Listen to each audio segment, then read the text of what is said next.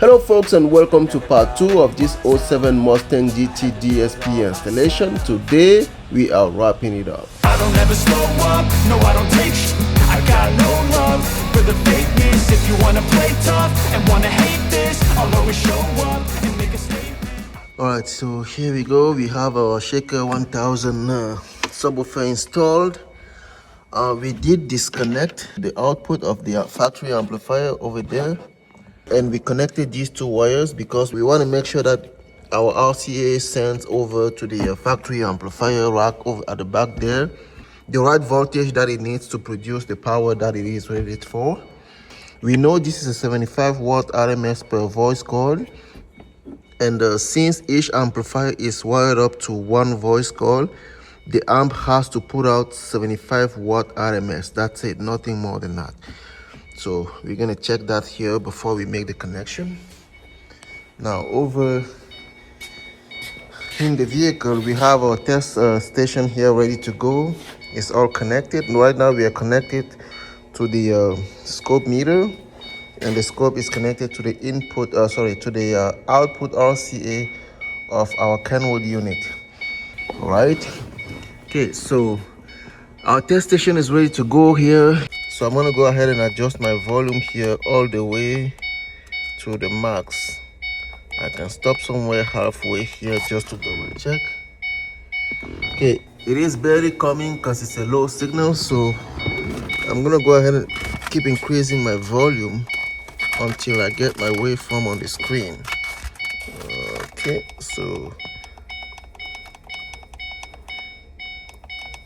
here we go. And indeed, over here on the screen we can see that the signal is clean, so that tells us that we can tune our system all the way to the volume 40, but we're still not going to tune it to volume 40. We're going to go ahead and tune it to volume, I would say 35. You still want to be able to max out on those songs that were recorded on the lower volume. So here our max is 40, and we are clean all the way to 40. Let's tune our system to 35. Okay, and here we are. We're still clean at 35. I just need to adjust my trigger to make this thing stable. Okay, there we go. So at 35 we clean here. All right, I don't want to go ahead and check all the output because I know it's a Kenwood unit. It's got to be clean, so I just wanted to at least double check with one channel just to make sure that we're good. So now we're gonna remove this RCA and then connect the 6-channel RCA that goes down there to the DSP. As you can see, the output harness is disconnected, so we're gonna go ahead and use this extra harness that we have here, connect it on there on each of the output one after another. Make sure that we let pass the right amount of power before we actually go ahead and connect the real harness. All right, so let's go ahead and do that. Right now we are connected to the deck channel, and the deck channel is a 25 watt speaker, so we're gonna go ahead and make sure that we let 25 watt out of this. We have our volume at the head unit here at 35, and that's the waveform. So the signal is clean. The voltage that you expect to have is supposed to be 10 volts, so we tune it down to 10.39, but that's going to be good enough. Now we are setting our last channel, which is the subwoofer output. So we connect it to it here, and then our cable comes over to the test station here. That's the waveform out of the factory amplifier, and that's the voltage that we get, 18.8. When we did the math, we were supposed to send 18.5 to that subwoofer, so 18.8 is good enough for us. We're gonna call the day on that. So we are done with all our crossovers and gain adjustment. Okay, so now that we're done with all channels, we're gonna go ahead and do the time alignment, and after that we do the acoustic measurements. All right folks, so we're done here with all the electrical tuning. So now we're gonna move on to the acoustic, and once that's done we can call the day. I think Romuald is just replacing the connector of one of our speakers there. We noticed that that connector wasn't really right, so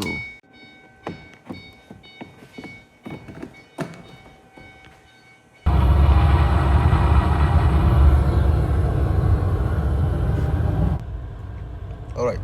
So here I have all my channels turned on, and that's the overall graph that I get. I'm noticing this peak here, guys.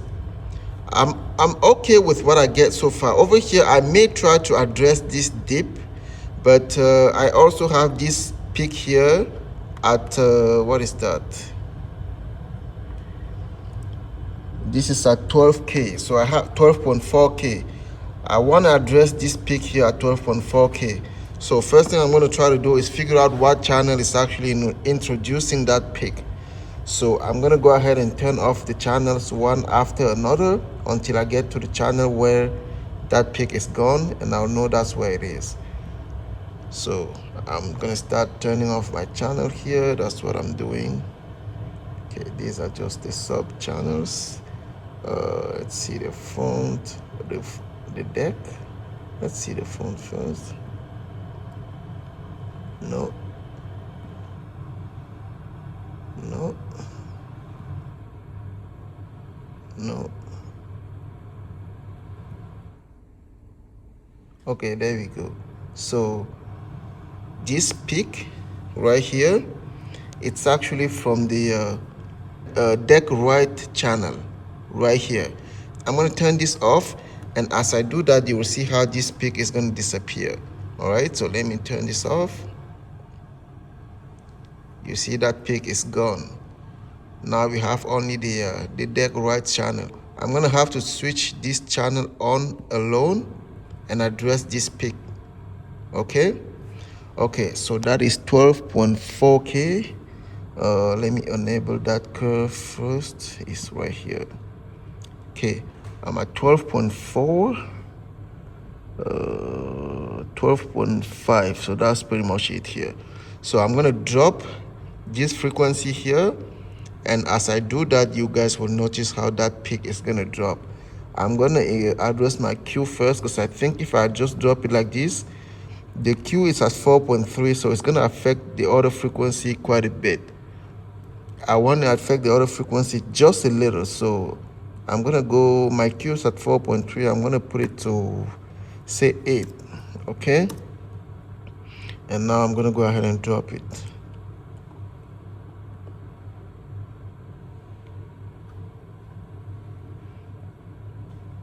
It's not dropping. This is not 12.4, my bad. I was at 1.25. I need 12, so 12 is somewhere over here. Here we have 12.5, so this is where I need to be, at 12.5. Okay, so same deal here. I'm gonna go ahead and address my Q. I'm gonna put my Q at 8, and I will drop this frequency. There you go. So you guys can see how the peak is disappearing on my graph there as I'm dropping here. I'm gonna drop a little more. There we go. That looks okay to me. Maybe a little more, or maybe I'm gonna shrink this a little more. So I'm gonna go, instead of 8, I will do 20. And drop it a little more.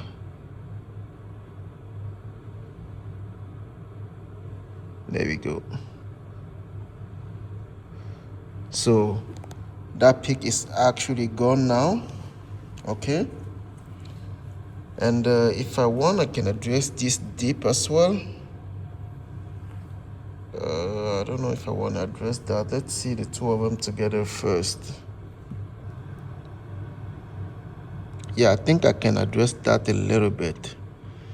So I'm going to lift this frequency here a little bit. This is 5.6. 5.6.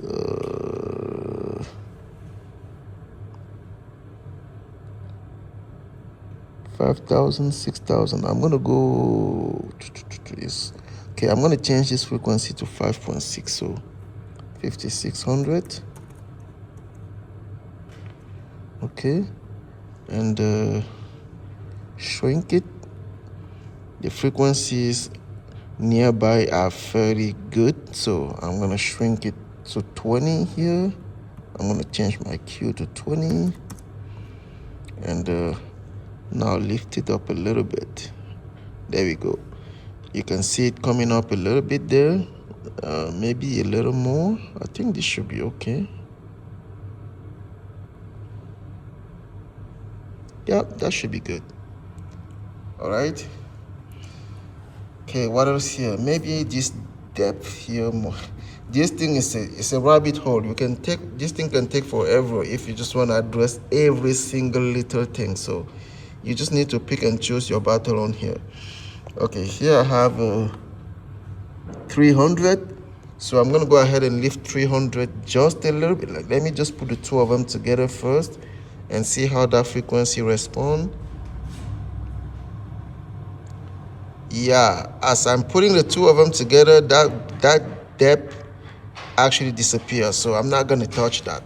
Okay guys, so let me go ahead and turn back all these channels, and we will see again what is our response curve on here. There we go.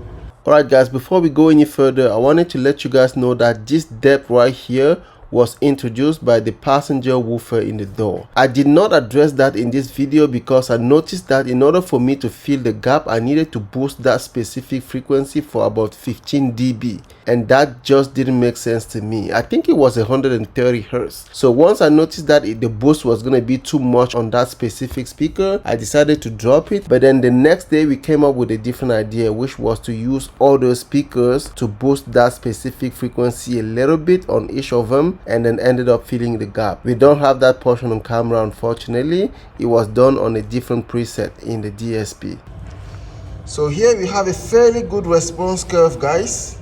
For this tuning session, I think we should be able to call the day right here, guys. This is a good response curve.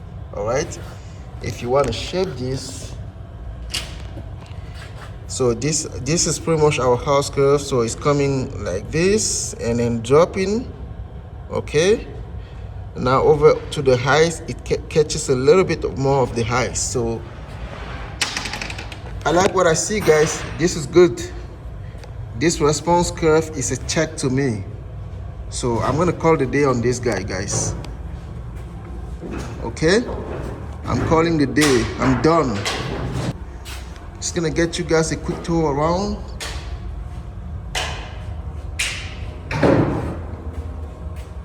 All right, we're done with our tuning session here, guys. Just giving you guys a quick overview of the vehicle before we call it a day. Okay, and there we go.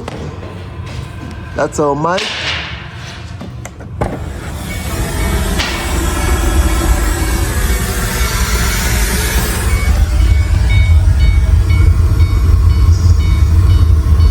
DSP.